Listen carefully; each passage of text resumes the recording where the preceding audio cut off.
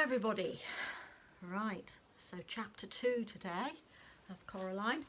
Try and get chapter 3 done as well, but chapter 2 to start with. Okay. The next day it had stopped raining, but a thick white fog had lowered over the house. "I'm going for a walk," said Coraline.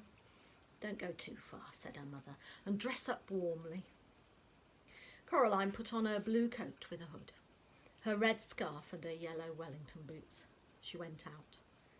Miss Spink was walking her dogs. "Hello, Caroline," said Miss Spink.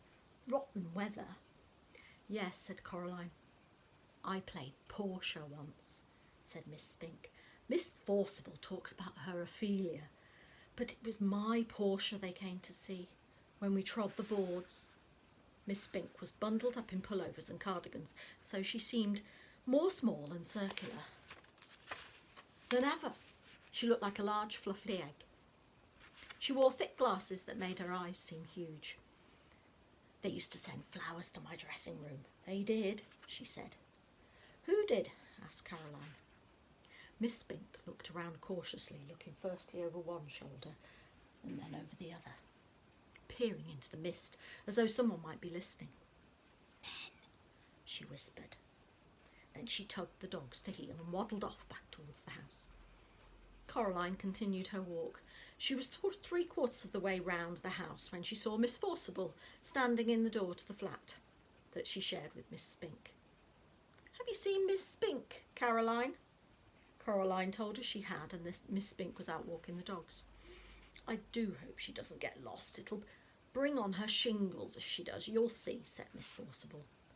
"You'd have to be an explorer to find your way around in this fog." "I am an explorer," said Coraline. "Of course you are, lovey," said Miss Forcible. "Don't get lost now." Coraline continued walking through the garden in the grey mist. She always kept in sight of the house, and after about 10 minutes of walking she found herself back where she'd started. The hair over her eyes was limp and wet, and her face felt damp.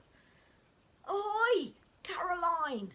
called the crazy old man upstairs. "Oh, hello," said Coraline. She could hardly see the old man through the mist. He walked down the steps on the outside of the house that led up past Coraline's front door to the door of his flat. He walked down very slowly. Coraline waited at the bottom of the steps. "The mice do not like mist," he said. "It makes their whiskers droop." "I don't like the mist much either," admitted Coraline. The old man leaned down so close that the bottom of his moustache tickled Coraline's ear. "The mice have a message for you," he whispered. Coraline didn't know what to say. "The message is this: don't go through the door." He paused. "Does that mean anything to you?" "No," said Coraline. The old man shrugged. "They are funny, the mice. They get things wrong. They got your name wrong, you know. They kept saying Coraline, not Caroline. Not Caroline at all." He picked up a milk bottle from the bottom of the step and started back up to his attic flat.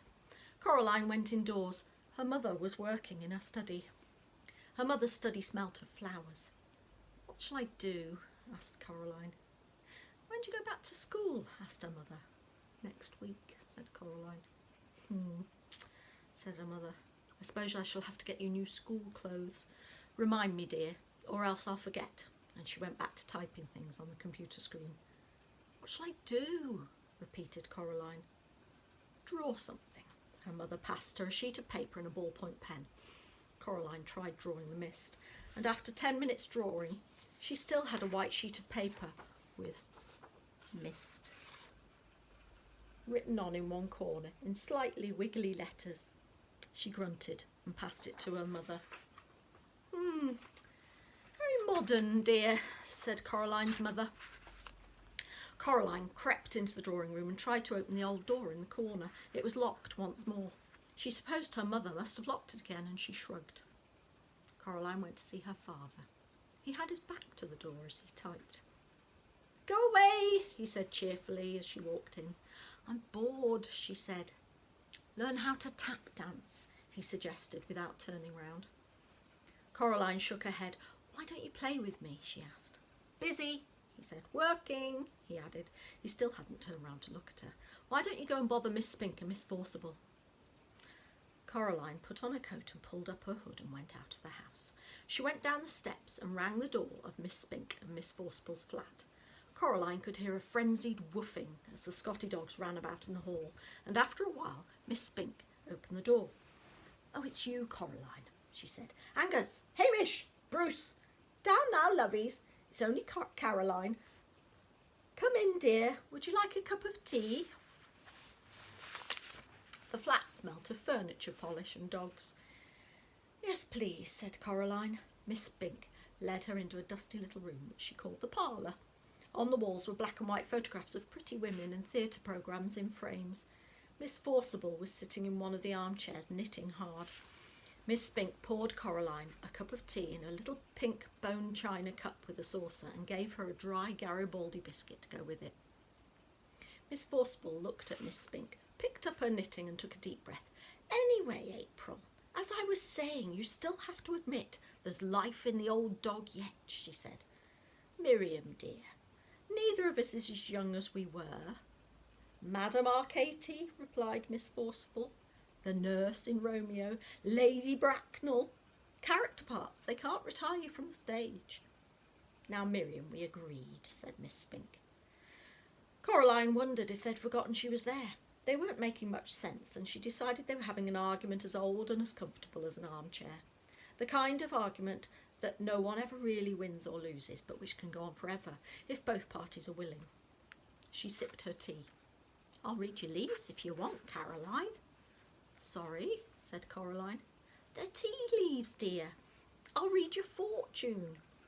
Coraline passed Miss Spink her cup, and Miss Spink peered short-sightedly into the black tea leaves in the bottom and pursed her lips. You know, Caroline, she said after a while, you are in terrible danger. Miss Forcible snorted and put down her knitting. Don't be silly, April. Stop scaring the girl. Your eyes are going. Pass me that cup, child. Coraline carried the cup over to Miss Forcible. Miss Forcible looked into it carefully and shook her head and looked in again. Oh dear, she said. You were right, April. She is in danger. See, Miriam, said Miss Spink triumphantly. My eyes are as good as they ever were. What am I in danger from? Asked Coraline. Mrs. Spink and Forcible stared at her blankly. Oh, it didn't say, said Miss Spink. Tea leaves aren't reliable for that kind of thing. Not really. They're good at generalities, but not for specifics. What should I do then? Asked Coraline, who was slightly alarmed by this. Don't wear green in your dressing room, suggested Miss Spink. Or mention the Scottish play, added Miss Forcible. Coraline wondered why so few of the adults she had met made any sense. She sometimes wondered who they thought they were talking to. And be very, very careful, said Miss Spink. She got up from her armchair and went over to the fireplace, and on the mantelpiece was a small jar.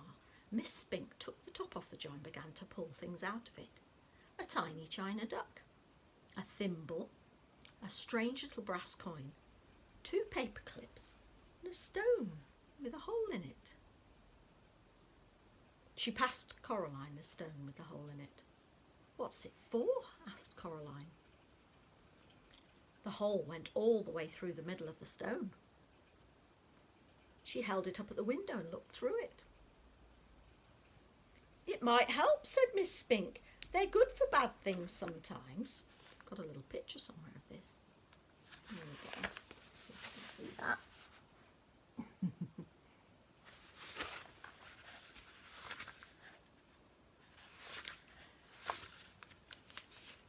Coraline put on her coat and said goodbye to Mrs. Spink and Forcible and to the dogs and went outside. The mist hung like blindness around the house. She walked slowly to the steps up to her family flat and then stopped and looked around.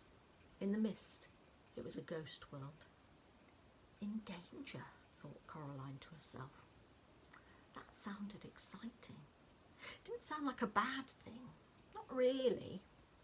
Coraline went back up the steps, her fist closed tightly, around her new stone. Okay, that's the end of chapter 2.